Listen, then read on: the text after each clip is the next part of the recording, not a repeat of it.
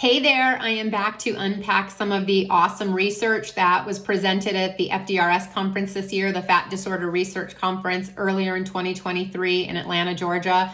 And this time I'm actually going to focus on a poster that was presented.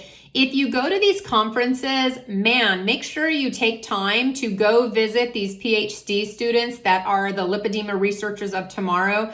They are doing some fascinating research, and I love to take what I learned from them and then pair it with other working research on PubMed and in other channels and try and kind of get a bigger picture of perhaps what could be done from a nutritional intervention standpoint. So there was a young lady that was presenting a poster all about mitochondria. Her name was Anakita Punjari. I hope I'm saying that correctly. She is a PhD student that is getting a PhD in molecular pharmacology. So she really is a researcher of tomorrow. She's specifically interested in how fat is converted in different bodies based on chronic diseases like lipedema. And one of the things that was presented in her poster is that lipedema fat has less mitochondria. Now, the reason that we care about that is that the more mitochondria we have, the more energy we burn, because mitochondria are the powerhouses that burn up our ATP. They burn up our energy. And so knowing that the lipedema tissue has less of the mitochondria, the next question is, well, how do we increase mitochondria? And we know that when white fat in the body, and there are three types of fat in the body: white fat, brown fat, and beige fat, or brown beige fat. White fat is not metabolically active. Brown fat is extremely metabolically active, but we have very little of it. It's mainly in the neck and places like that.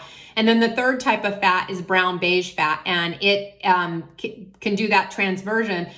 That's not right, is it? It can do that conversion from white fat into brown beige fat with certain stimuli. And so cold, anti-inflammatory diet, and exercise. Those three things can show a conversion according to her research.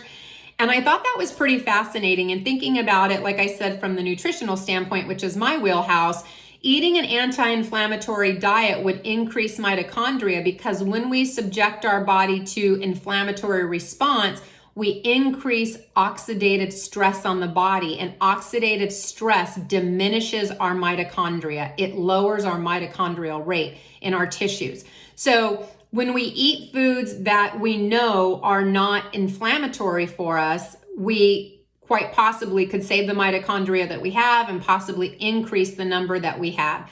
So that's where I'm going to stop for today. I thought that was really interesting. You can look up research online about mitochondria and ways to increase it. Another one of the suggestions was cold therapy. So I know that's a kind of a big trend right now, is doing a cold water bath and things like that. I would definitely consult your healthcare provider before you do that, since it can have some impacts on blood pressure. But that was another one that was mentioned, as was exercise.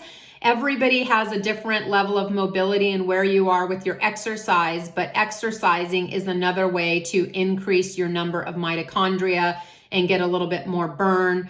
And we know that lipedema fat responds differently than regular fat, but it can help in several different ways. So expanding your mitochondrial tissue can help with the regular fat that we have on our body, and it can help maybe convert some of the lipedema tissue into more of a beige fat from a white fat, which is primarily what her research showed lipedema fat was. So I thought that was interesting, and I did a little bit more research. I looked at an NIH study I just got done reading through, and it kind of correlated along with what she was saying. I know Anakita is specifically looking at drug interventions for ways to convert this fat tissue. So interesting stuff coming out of FDRS, and I wanted to share it with all of you. Until next time, bye.